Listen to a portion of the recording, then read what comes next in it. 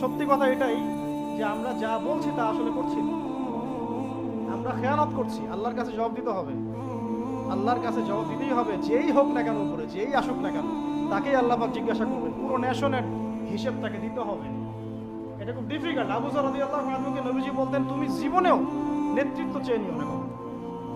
তোমাকে জোর করেও যদি দেওয়া হয়, তোমাকে এটা ছুরিবিহীন জবাই করে দেওয়া হয়েছে, তোমাকে ছুরিবিহীন জবাই করে দেওয়া হয়েছে। আমরা কত কত সমস্যা দেখবেন। এডুকেশন নিয়ে আপনাকে আল্লাহ পাক জিজ্ঞাসা করবেন, জাতিকে কি শিখিয়েছ?